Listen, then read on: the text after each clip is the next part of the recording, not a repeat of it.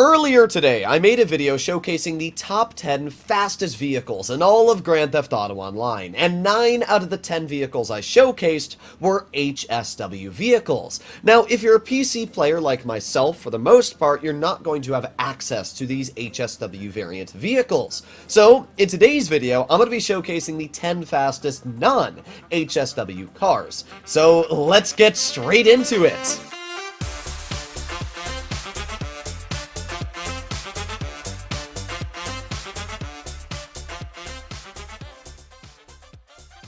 Starting off in the number 10 position, we have the Entity MT, a vehicle that I think looks absolutely beautiful. It's just such a nice looking car. The fact that it's got that zero gravity spoiler on the back overhanging, the overall curve appeal, and everything about this vehicle just looks really, really nice. Definitely one of my favorite supercars that Rockstar has added in recent years. It achieves a top speed of 131.25 miles per hour, which is actually quite fast. When I was looking at a list of the fastest supercars, I did not think that the Entity MT was actually going to make that list. I also didn't think I was going to roll the car right there, but yeah, the Entity MT.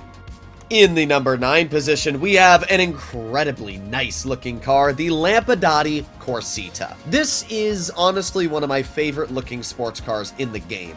The spoiler options are absolutely amazing, like this massive wang I have on the back of the car. I think the front grille design is incredibly nice, and the overall livery options on this vehicle are also really, really good. The Corsa features the exact same top speed as the Entity MT at 131.25 miles per hour. The only reason it scores a bit higher is because it's actually better in lap time. The Corsa is just such a nice car, and the lap time is actually ridiculous. I mean, this car has grip as if it was using flex tape to stick to the ground. It's a little insane. You can see its cornering capabilities just right here. So yeah, the Corsa, absolutely fantastic. I would highly suggest, if you don't own this car, to think about picking it up, because it's not only an amazing looking car, but performance, top speed, and handling, it basically checks all of the boxes. Moving on, we have, at least in my opinion, one of the ugliest supercars in Grand Theft Auto Online, the Devastate. The name sounds epic, and it's a really impressive car when it comes to handling, top speed, even price tag. This is one of the cheapest supercars, especially for price to performance. It's insane. The problem is, it's just so ugly. You're never going to see me driving this car in GTA Online, because I would be ashamed to be seen driving this car. There's probably people out there that do like the vehicle, and yeah, I mean, if you do, to each their own, but for me, this is not a car that has any appeal whatsoever. However, it does have very appealing statistics going for it, like crazy good lap time, placing it within the top 10 supercars, and, as I said, a top speed of 131.75 miles per hour, which just barely edges out the other 2 cars in the list so far. Moving on, we have one of the newest sports cars added into Grand Theft Auto Online, and it also features Amani tech capabilities, the GTO Stinger TT. That is a mouthful of words to say, but that's actually its full name. I'll be honest, this is not the nicest looking sports car. It's kind of big, kind of large for a sports car. The front, I actually don't mind too much. I think the front's a cool design, especially with the way that grille works. But the back, I don't know, the back doesn't really have any curve appeal or anything like that. It's just a big old wall. So I wouldn't say it's an ugly car, but it's definitely not my favorite looking sports car by a long shot.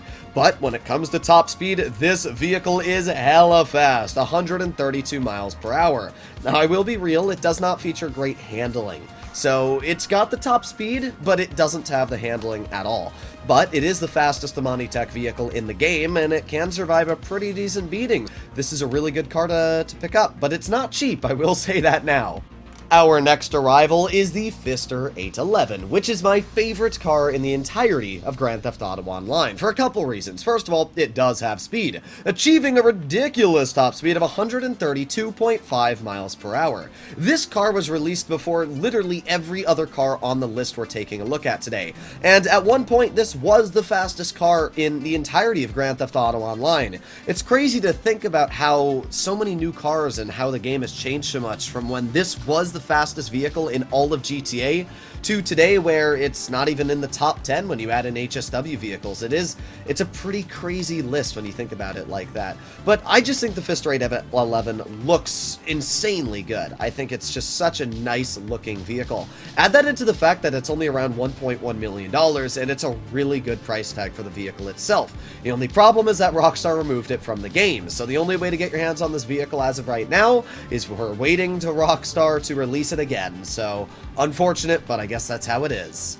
Next up on the list, we arrive at the Imperator, a muscle car that I think looks really, really cool, and you can put a lot of wonky and weird upgrades on it. This is obviously an arena war vehicle, and it achieves a very impressive top speed of 132.75 miles per hour. That's because you obviously have this little bit of a boost that you can use every now and then on the vehicle, allowing you to just stay at this speed.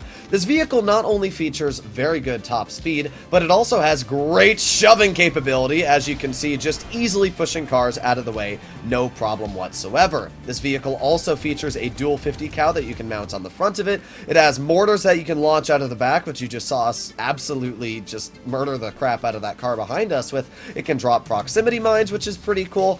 It's just a really unique vehicle all around. Oh, and it can also survive a decent chunk of explosions. The only problem is that handling-wise, this is probably one of the worst handling vehicles in the entirety of Grand Theft Auto Online. So, it's got some upsides, it's got some downsides. But being able to do this, I'm not gonna lie, is really, really dang fun.